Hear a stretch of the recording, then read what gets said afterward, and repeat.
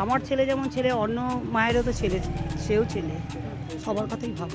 আজকে নিজের জায়গা তিনি নিজেই নষ্ট করেছে। কাজ করি, আমাদের যেতে দেবে না কেন এই রাস্তা থেকে? দিদির শক্ত হাতে ধরা উচিত ছিল। নাগরিক আমরা ভোট দেওয়ার হয়, ভোট দিই। ওনার অনেক স্কোপ ছিল, অনেক স্কোপ ছিল। আমরাই তো ওনাকে ভোট দিয়ে আনিয়েছি, কিন্তু সেই পজিশনটা উনি রাখতে পারলেন না। আমাকে তো বলতে বলছে না, আমাকে না পেটায়। কিছু বলার নেই, কারণ মেয়েরা রাত্রি 8টার পর বাড়ির বাইরে বেরোবে না। এটা তো আমরা আশা করতে কোনোদিন পারিনি না। উনি আসলেন 34 বছরের বামফ্রন্টকে হারিয়ে, তখন ওনার কিন্তু চিন্তাভাবনা ওনার খারাপ ছিল না। 2026-এর বিধানসভা নির্বাচনের ফলাফল সকলের সামনে পরিষ্কার। বিজেপির জয়, তৃণমূল সরকারের একেবারে পতন বলা যেতেই পারে। সেক্ষেত্রে বিজেপি নতুন সরকার গঠন করার জন্য প্রস্তুতি নিচ্ছে। ব্রিগেডে নতুন সরকারের শপথ গ্রহণ হবে। তবে মুখ্যমন্ত্রী মমতা বন্দ্যোপাধ্যায় তিনি এখনও পর্যন্ত ইস্তফা দেননি, কারণ তিনি বারে বারে দাবি করছেন তিনি হারেননি, তিনি ইস্তফা দেবেন না। এমনকি তিনি এও বলছেন রাষ্ট্রপতি শাসন জারি হলে হোক, তিনি রেকর্ড করবেন, এমন দাবি করছেন। এই মুহূর্তে আমি দাঁড়িয়ে রয়েছি মুখ্যমন্ত্রী মমতা বন্দ্যোপাধ্যায়ের বাড়ি, ঠিক বাড়ি আমি দেখাবো, ঠিক বাড়ির একেবারে সামনে দাঁড়িয়ে রয়েছি এবং হরিশ চ্যাটার্জি স্ট্রিট, সেই স্ট্রিটের মধ্যে রয়েছি। এবং এই হরিশ চ্যাটার্জি স্ট্রিটে আমরা যারা সাংবাদিক থেকে শুরু করে সাধারণ মানুষজন, তারা কিন্তু প্রবেশ করার জন্য ভীষণ রকমের একটা অতন্দ্র প্রহরী আঁটোসাঁটো নিরাপত্তার মধ্যে ছিল। এবং ঠিক পিছনে আমার মোড়ের একেবারে মাথায় সেখানে, এবং সেখান থেকে একটা মাছি গলাতে পারতো না, সাধারণ মানুষ তো দূরের ব্যাপার। সেক্ষেত্রে দাঁড়িয়ে এখন মুখ্যমন্ত্রী হারের পর থেকে এই এলাকার কালীঘাটের হরিশ্চন্দ্র স্ট্রিটের কি চিত্র রয়েছে? মানুষজন যাতায়াত করছে স্বাধীনভাবে, কেউ কেউ বলছেন স্বাধীন হলাম। শোনাবো এই এলাকার বাসিন্দাদের কথা। ভবানীপুর মুখ্যমন্ত্রীর বাড়ির সামনে একেবারে দাঁড়িয়ে রয়েছেন। মুখ্যমন্ত্রী হেরে গেলেন বিধানসভা নির্বাচনে। সেটাই, জনগণের রায় তো মাথা পেতে নিতেই হবে। জনগণ যেটা বলবে, জনগণের রায়ের ওপরে তো কারুরই হাত নেই।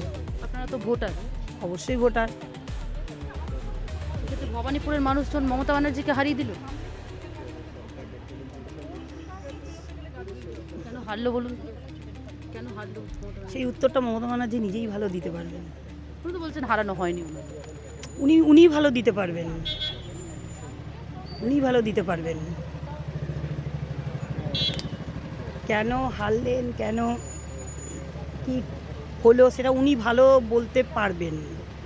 তবে আমরা চাই যে সরকার এসছে, সে অন্ততপক্ষে আমাদের ছেলেদের জন্য, আগামী প্রজন্মের জন্য ভালো কিছু করুক। আপনি ছেলেকে সঙ্গে নিয়ে রয়েছেন? হ্যাঁ, সেটা তো পড়াশুনো করে বিবিএ কমপ্লিট করেছে কলকাতা শহরের নামকরা একটা কলেজ থেকে, ভবানীপুর এডুকেশন থেকে বিবিএ কমপ্লিট করলো এবার ফার্স্ট ক্লাস নিয়ে। আমি চাই আমার ছেলের ভবিষ্যৎ,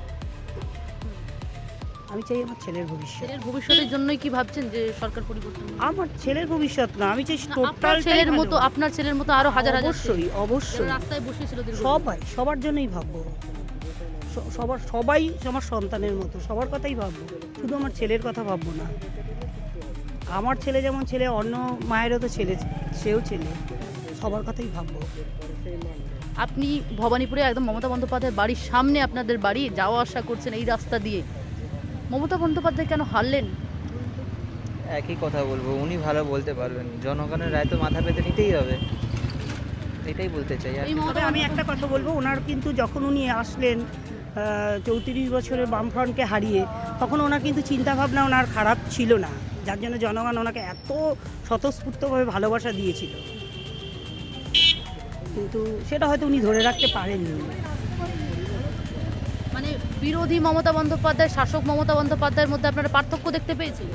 বিরোধী মমতা বন্দ্যোপাধ্যায়, শাসক মমতা বন্দ্যোপাধ্যায়, আমি তো আপনাকে বললাম যে 5 বছর উনি যে চিন্তাভাবনা নিয়ে এসেছিলেন সেটা কিন্তু খারাপ ছিল না, যেন বাংলার জনগণ স্বতঃস্ফূর্তভাবে ওনাকে এনেছিলেন। কিন্তু সেটাও আমি বলবো না, জানি না, এটা পরবর্তীকালে আমি বলছি বলে কি হবে। দিদির শক্ত হাতে ধরা উচিত ছিল, এটাই লাস্ট বলবো। অভিষেক বন্দ্যোপাধ্যায়ের এখানে কিছু বলবেন? আমি ওনার সম্বন্ধে কিছু বলতেই চাই না। ওনার জন্য কি দলের এই অবস্থা? অবশ্যই, অভিষেক বন্দ্যোপাধ্যায়ের জন্য দলটা শেষ হয়ে গেল? অবশ্য থেকে অবশ্যই উনি মমতা বন্দ্যোপাধ্যায় একদম খারাপ মানুষ ছিলেন না, প্রথম থেকে বলবো, কিন্তু ছিলেন না, ওনাকে মানুষ ভালোবাসতেন। কিন্তু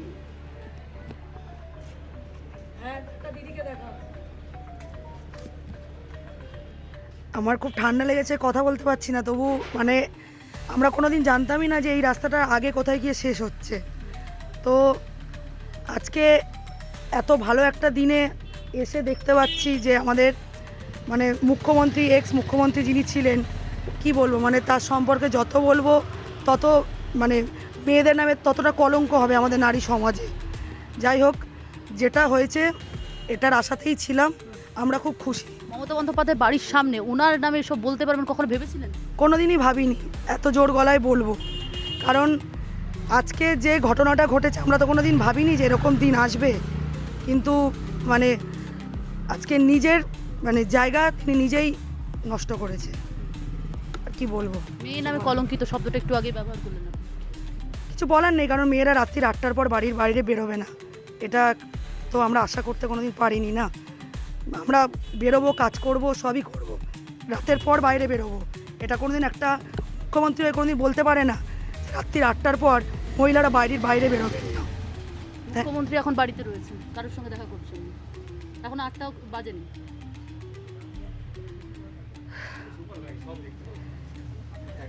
একটাই কথা লাস্টে বলবো, আর কিছু বলবো না, এটা হবার ছিল, এটাই কর্মফল।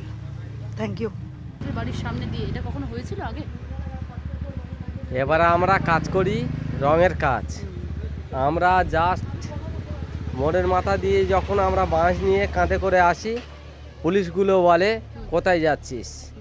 আমরা যখন বলি আমরা তো কাজের মানুষ, আমরা যাচ্ছি কাঁধে করে বাঁশ নিয়ে, তাহলে আপনারা জিজ্ঞেস করছেন কেন যে আমরা বাঁশ নিয়ে যাচ্ছি? বলছে আমাদের জিজ্ঞেস করার ডিউটি আমরা করছি, কাজ করি। আমাদের যেতে দেবে না কেন এই রাস্তা থেকে? কেন ডেলি আমাদের প্রশ্ন করবে, এখানে পুলিশ বসে থাকবে, তারা ঘিরে নেবে, রাস্তা জাম করবে, এখানে কোনো গাড়ি ঢুকতে পারবে না, এখানে কোনো কিছু করতে পারবে না।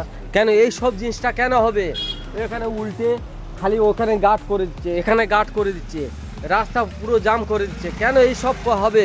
এখন একটু স্বাধীন লাগছে, নিজের মতো চলাফেরা করতে একদম স্বাধীন, আমরা স্বাধীনতা পেয়েছি আজকের আমরা স্বাধীনতা পেলাম। যখন ভোটের 2 দিন আগে আমি যখন গেলাম এই সামনে, যেতে বলছে তুই রাবিশ তোলার লোক, রাবিশ তুলবি, তুই এই আমাদের মিটিংয়ে এসেছি কেন? বামুন ব্যানার্জি প্রশ্ন করছে আমাকে। সাধারণ মানুষের সাধারণভাবে বেঁচে থাকার অধিকার ছিল না তার মানে? না, আমাদের ছিল না। আমরা কর্মক্ষেত্রে আমরা তারই ফল ভুগছেন কি মমতা বন্দ্যোপাধ্যায়? কারণ একেবারে বাড়িতে রয়েছেন। অবশ্যই just for you my elder sister, বড় দিদির মতন বলছি, একদম জাস্ট। দেখুন, আমরা পড়াশোনা বেশি জানি না, হয়তো ইংলিশ বলতে গেলে আপনাদের সঙ্গে ভুল হতে পারে। না বলুন না, ভুল হতে পারে তো, ঠিক আছে বলুন।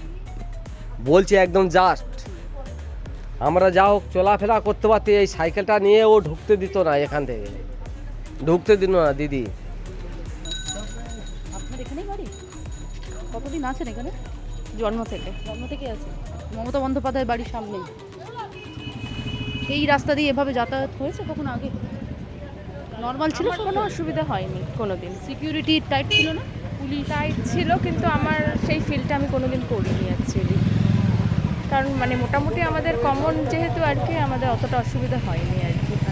মুখ্যমন্ত্রী মমতা বন্দ্যোপাধ্যায় আপনারই পাড়ার মানুষ, আপনি তারই পাড়ার মানুষ বলা যেতে পারে। বাবা মারা বেশি কথা বলেছেন, বেশি চেনেন, আমাকে অতটা হয়তো মানে এতটা আর কি নাও চিনতে পারেন, কিন্তু তার আগে সবটাই ইজি ছিল আর কি। আচ্ছা, ওনার সরকার একেবারে পড়ে গেল, হেরে গেলেন উনি, কী বলবেন? আপনার প্রতিবেশী। No comments. এটাই কি হওয়া দরকার ছিল? No comments. আপনার প্রতিবেশী আরও কাছ থেকে চেনেন। পার্সোনালি বলবো যে আমার খারাপ লাগতে পারে, যেহেতু আমি ছোটোর থেকে দেখেছি আর কি। বাকিটা তো যেটা হবার সেটা তো আমার তো দুর্নীতির অভিযোগ, মহিলাদের সুরক্ষা নিয়ে একাধিক প্রশ্ন উঠেছে, সেগুলো নিয়ে কি বলবেন না কিছু? আরেকটু কেয়ার করলে পারতেন, বাস কিছু বলতে চাই। দোষে এই অবস্থা বলছেন? No ভয় নেই comments. দিদি, বলতে পারবেন। No comments. ঠিক মমতা বন্দ্যোপাধ্যায় বাড়ির সামনে রয়েছেন, ছবিও তুলছেন, এই আপনারা ইন্টারভিউ নিতে শুরু করে দিলেন আমাদের। দেখছেন তো? হ্যাঁ, দেখছি কোনোদিন ঢুকতে দেয় না, তাই ঢুকতে আজকে দেয় না। আপনারা এখানেই থাকেন? না, আমরা টালিগঞ্জে থাকি। টালিগঞ্জে। টালিগঞ্জ আর কি বাড়ি দেখতে এসেছেন শুধু? হ্যাঁ, বাড়িটাই দেখতে এসেছি। উনি কোনোদিন দেখেনি, আমার ওয়াইফ, ওনাকে একবার এর আগে তো দেখালাম। পুলিশ প্রচুর ছিল, সেখানে ঢুকতে দিত না? ঢুকতেই দিত না, আধার কার্ড দিয়ে ঢুকতে হতো। আচ্ছা, আমরা কোনোদিন ঢুকতে পাইনি, এই আজকে এসছে ওয়াইফ, তাই নিয়ে এসছি। এই যে এটা কি কাম্য ছিল? এত লড়াই করে উঠেছিলেন উনি, এটা কি কাম্য ছিল? ওনার অনেক স্কোপ ছিল, অনেক স্কোপ ছিল। আমরাই তো ওনাকে ভোট দিয়ে আনিয়েছি, কিন্তু সেই পজিশনটা উনি রাখতে পারলেন না, এটাই একটা দুঃখ। এত দুর্নীতির অভিযোগ উঠেছে, তাতেই কি মানুষের মত বদল হলো? হতে পারে, পরিবর্তনটাকে কিভাবে দেখছেন?